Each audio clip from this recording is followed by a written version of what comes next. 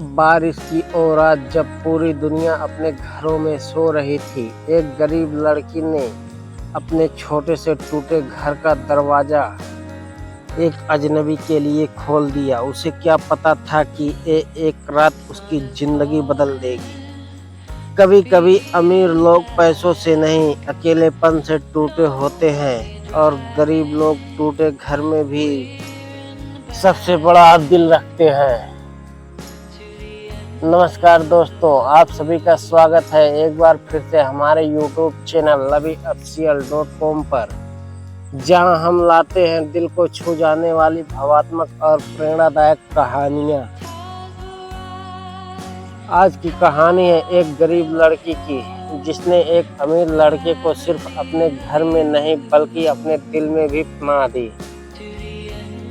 भाग एक बरसात की रात, वाराणसी शहर, संकरी गलियां, चारों तरफ पुरानी इमारतें और उस रात आसमान जैसे फट पड़ा था। तेज बारिश, गरजती बिजली और सड़कों पर बहता पानी, हर कोई अपने घरों में छुप चुका था। लेकिन उस अंधेरी रात में एक लड़की अब भी जाग रही थी। उसका नाम था सीमा। उम्र मुश्किल से 22 साल, चेहरे पर मासूमियत लेकिन आंखों में जिम्मेदारियां का बोझ। सीमा शहर के किनारे बने एक छोटे से कच्चे घर में रहती थी। इतना छोटा था कि अगर दो लोग हाथ फैलाकर खड़े हो जाए तो दीवारें छू जाए।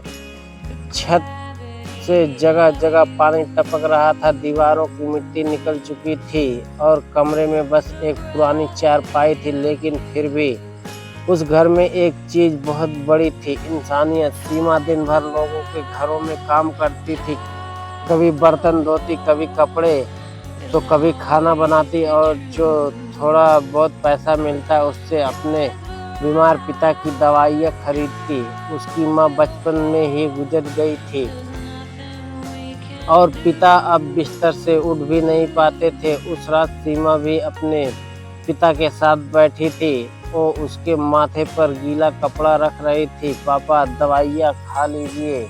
पिता कमजोर आवाज में बोले, बेटी तू कब तक मेरे लिए इतना करेगी? सीमा हल्का सा मुस्कुराई, जब तक सांस है। पिता की आंखें भर आई, क्योंकि वे जानते थे उनकी बेटी खुद भूखी रह जाती है लेकिन उन्हें कभी तकलीफ नहीं होने देती। अचानक रात के लगभग 11 बजे बारिश और तेज हो चुकी थी। तभी दरवाजे पर चोर की आवाज आई, ठक ठक ठक। सीमा घबरा गई, इतनी रात को कौन हो सकता है? उसने खिड़की से बाहर झांका लेकिन बारिश इतनी तेज थी कि कुछ दिखाई नहीं दिया। फिर आवाज आई, कोई है? प्लीज दरवाजा खोलिए।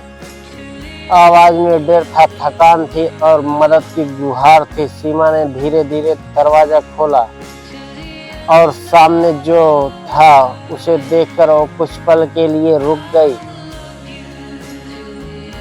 एक लड़का पूरी तरह भीगा हुआ, सांसें तेज चल रही थी, चेहरे पर मिट्टी लगी थी, लेकिन उसके कपड़े, उसकी घड़ी और उसके जूते बता रहे थे कि वे किसी बड़े घर से है।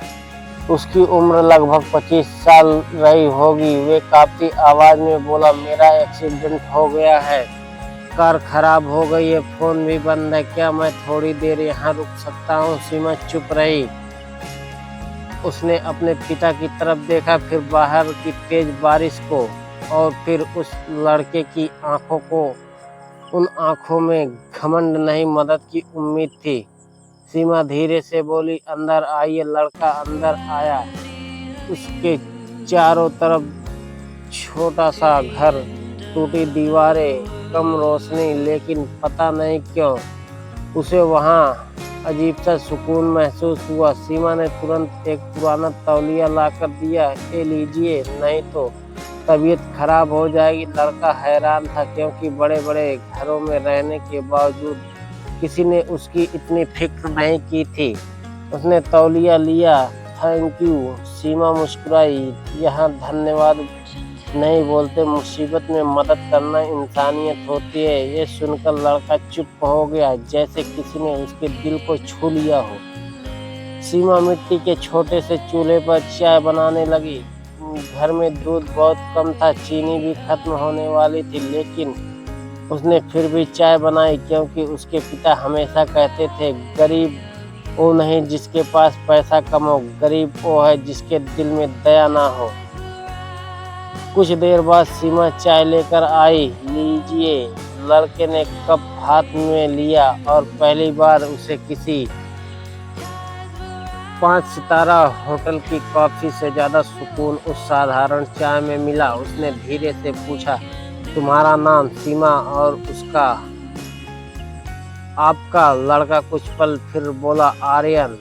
लेकिन उसने अपनी असली पहचान छुपा ली, क्योंकि वो नहीं चाहता था कि कोई उसे उसके पैसों से पहचाने। कुछ देर बाद बिजली चली गई, पूरा घर अंधेरे में डूब गया। सीमा ने दिया जलाया। उस हल्की रोशनी में आर्यन पहली बार शांति महसूस कर रहा था और धीरे से बोला, क्या तुम्हें कभी डर नहीं लगता इतनी मुश्किल जिंदगी से? सीमा हल्का सा मुस्कुराई, डर तो रोज लगता है, लेकिन उम्मीद उससे बड़ी होती है।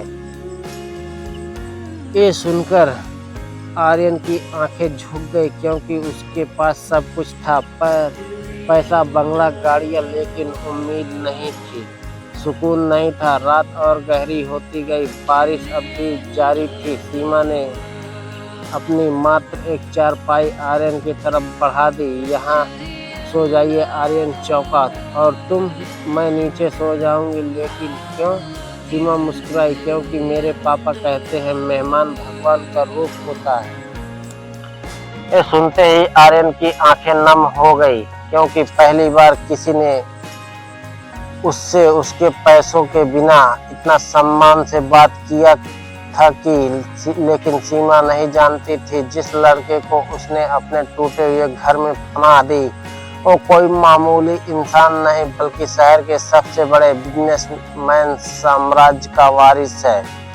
और अगली सुबह उसकी जिंदगी में ऐसा तूफान आने वाला था जो सब कुछ बदल देगा। भाग